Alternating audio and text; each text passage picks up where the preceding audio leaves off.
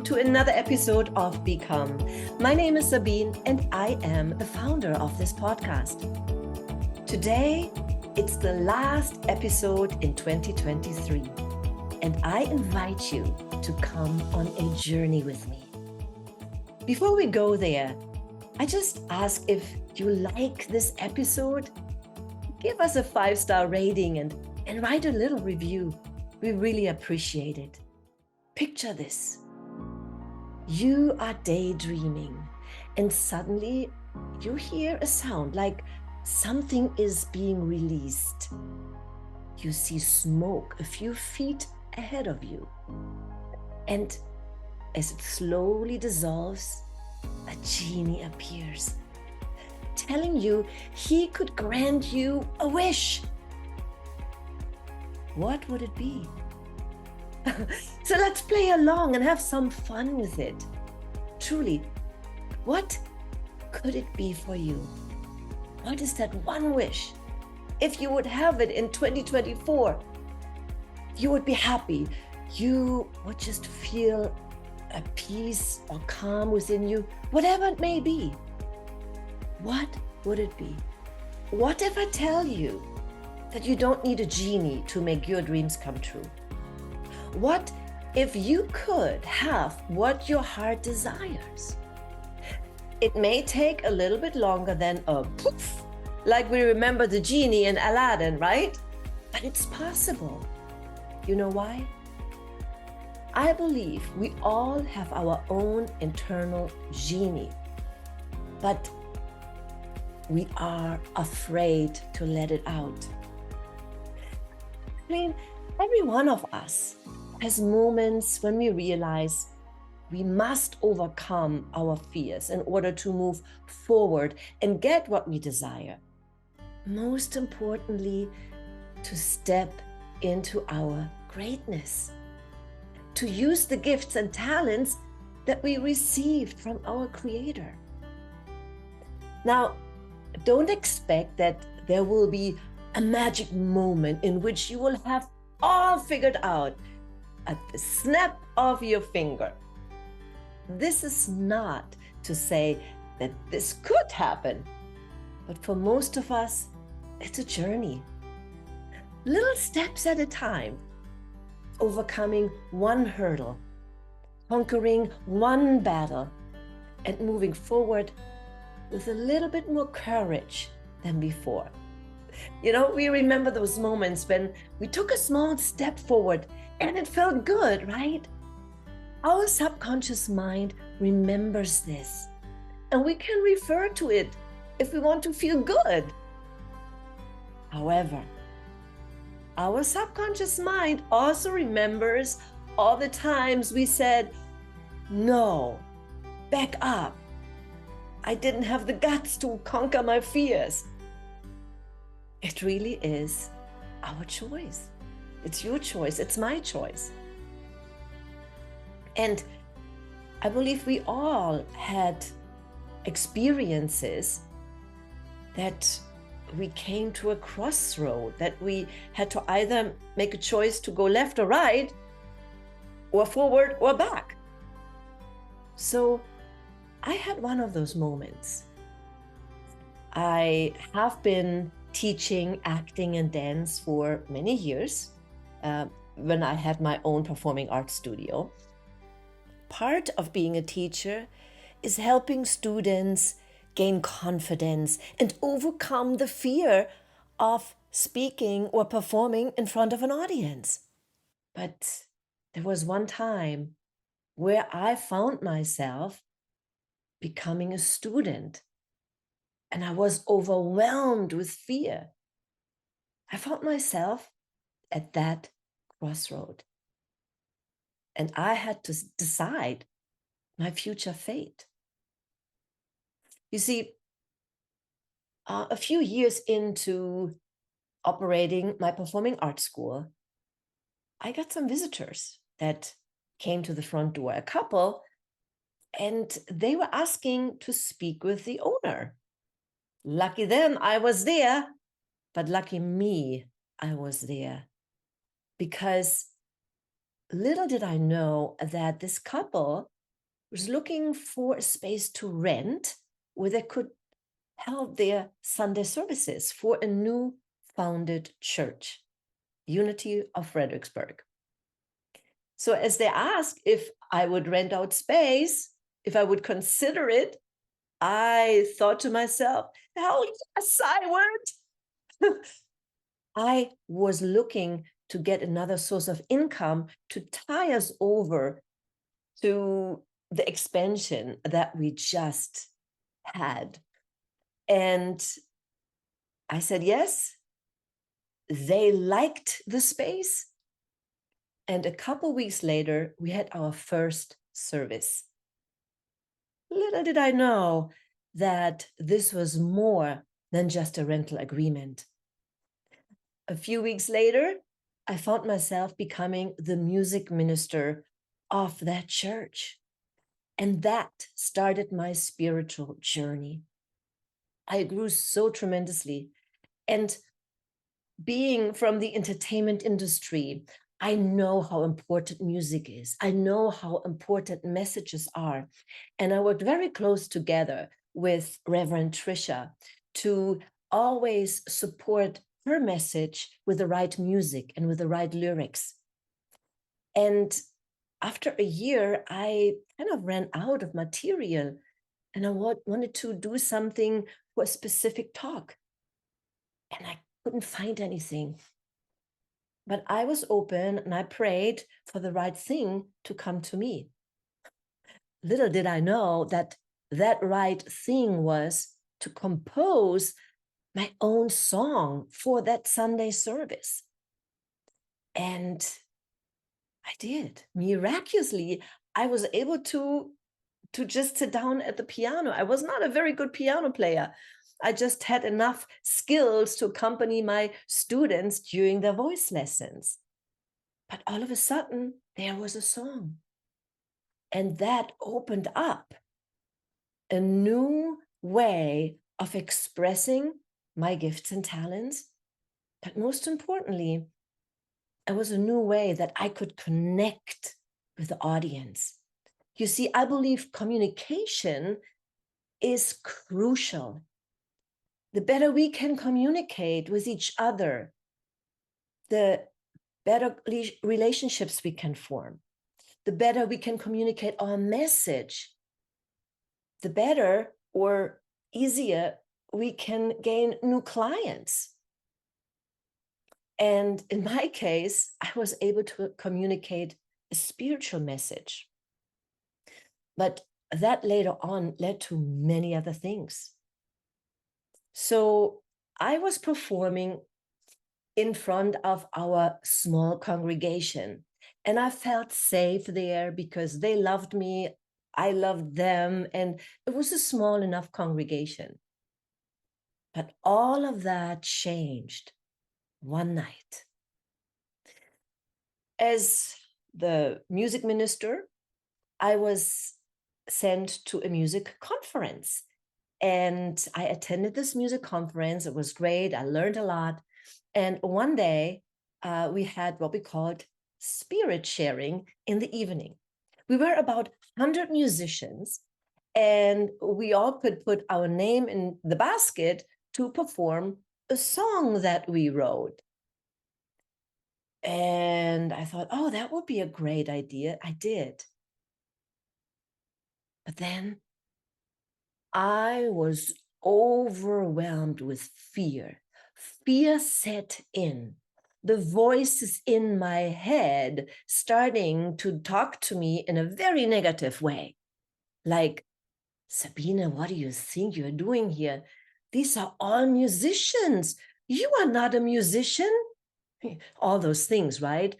Yes, I studied voice. I was a musical theater performer, but I never officially studied music, studied how to compose music. I never officially had a music degree, right? All of those things went through my head and I played small. And then I was like, oh my gosh, What am I doing? I can't perform there. What if I mess up? I just picked up the guitar that I haven't played for years, and I composed my first song on that guitar. What if it's not good? What if they laugh? What if? What if? Can you relate to it? Maybe not with what if they don't like my music. Maybe you are not a musician. That's okay. But what I mean is, can you relate to a situation in your life where you were overcome with fear and you said, oh, what if they laugh at me? What if I don't know what to say? What if, what if, what if? And we play small. To our defense, we still have a million-year-old brain that was designed to keep us safe. And when we step into something that is new, into the unknown, automatically there is something triggered that says, danger, danger, danger. You may not want to go there, right? You may die. Of course, we don't die when we speak in front of people, even though over 70% of people fear that more than death. Public speaking, yes. So I know how you may feel in certain situations because I was there. And even though I am a performer, I performed in front of thousands of people. And yes, at opening night, there's always that excitement and there's a little bit what we call stage fright, right? But I was able to overcome it. But this time I was a little bit different because it was personal. You see, when I performed a song, a musical, or a drama, somebody else wrote that. That's not my lyrics, my words. I just play a character. So I can kind of sort of hide behind that character. But here it was me asked being on stage. So I was sweating it. And secretively, I was praying, hopefully, my name was not pulled from the basket. And guess what? My wish came true. I didn't have to perform. And I was relieved. I said, okay, it was not supposed to happen. The next day was our last day. There was a concert. There were great musicians performing. And I remember Greg Temblin was finishing out that concert with a song called "The Heart of the Mother," and it's a chant, and we all know it. All the Unity musicians know the song, so we all sing along, and it just raised the vibration of the auditorium. I felt good, and it was just like I was flying, right? I was like elevated, right? It felt good. And then the organizer came and said, we feel so bad about the people that didn't have the chance to perform yesterday. And this evening, you do have a chance to perform. Whoa, immediately that elevation, I was elevated at that level, I like dropped down. Oh no. But something happened in that last few minutes where we all sang along. I actually felt good. And I was able to overcome that fear by drowning out those negative voices that came back. And then I was talking, my higher self was talking to me, right? My lower self with that fear, who said, Sabine, look, you are in a safe environment. Yes, they're all musicians, but we're all in the same boat. And you too are a musician. This is the song that you composed, that you received, the lyrics and the music, really, you were channeling it. And that's also another gift you have to share. At least share it. If it doesn't work, you know. But if you don't get up today, you will never, ever share your music beyond your little congregation. Wow. That pep talk to myself did it. I said, okay, I will do it. And I prayed and I said, I'm going to be myself. I'm going to be myself and I'm going to be okay. My name was called. I grabbed my guitar and walked up on stage. I literally looked like Maria von Trapp, like from The Sound of Music, right? I had a skirt and my shirt and then the guitar strapped around me. But then I started talking. I shared how I got my guitar when I went back home to Germany. I found my guitar on my dad's attic and I decided to take it home. Because when I was in my teenage years, I was playing guitar. I was singing in a folk group. But for years, I haven't touched the guitar. But I composed the song and it called Hello Again. And it's a very simple chorus, just I am. And I invited the auditorium, the congregation, the fellow musicians to sing along if they wish to. I took a deep breath and I started playing. And when it came to the chorus, I sang it once. And as it repeated, everybody was singing along. The most beautiful harmonies came from the auditorium. It was magical. I finished and got a standing ovation, and I felt relieved. But that was not it. I didn't get up there to get a standing ovation. I just wanted to get over my fears and I just wanted to share my music.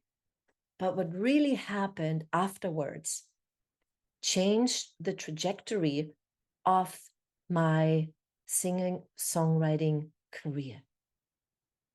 After the evening came to an end, people came up to me and they said, thank you for sharing it.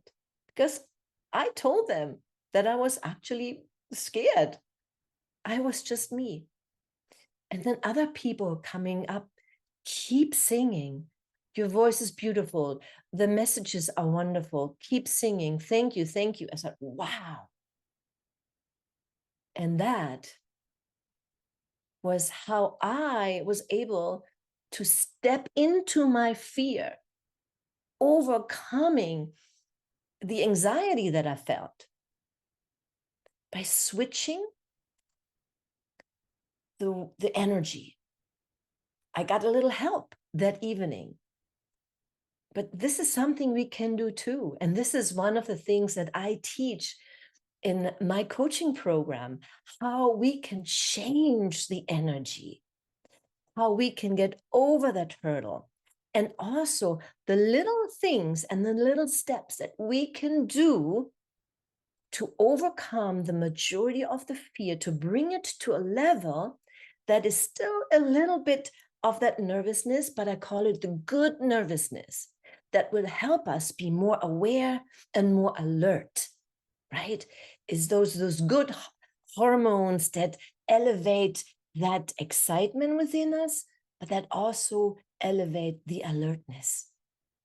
And through experiences like that, and then of course through the experience of my career as a performer, as a director, and as a teacher, I was able to put together a program that I now help others to overcome the fear, to elevate their confidence, and help them to share their message or their story more effectively so that other people actually listen to them and that they can make a greater impact.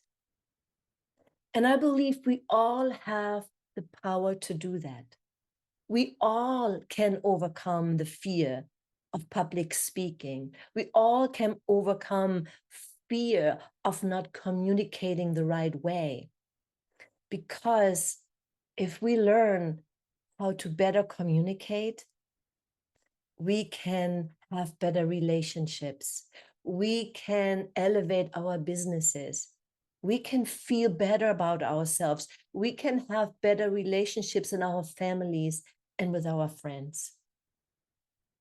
So if you feel, yes, I want to learn how to become a better communicator, then I invite you to click the link in the show notes and learn how to overcome your fear that we all have. Even the best of the best, even the greatest speakers, even the seasoned performers like I was, we all have those moments. But if we know how to conquer those, we can move forward. All right, my friend, that was my story of overcoming fear. And I invite you to just think about a wish that you have. Think about one thing that you want to do differently, perhaps in 2024. The one thing you want to do different in the new year. The one thing you want to feel better about yourself. The one thing you want to change. The one thing you want to achieve.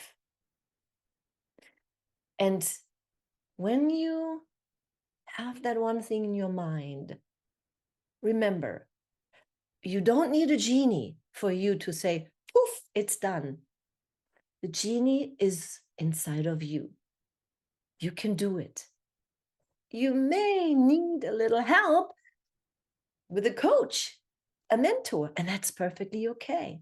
And if you feel I possibly could be the one that can help you, I would be honored to have a conversation with you. So click the link that is in my show notes to set up a call with me, and I will have a conversation with you. And I will share some of the tips that I can give you. And if you feel we can work together, great. But you will get away at least with one thing that you can apply right away. I appreciate you, and I wish you a fantastic, happy, healthy, and prosperous 2024. Until I see you again, always remember, serve from the heart, follow your passion, and live the life you imagine.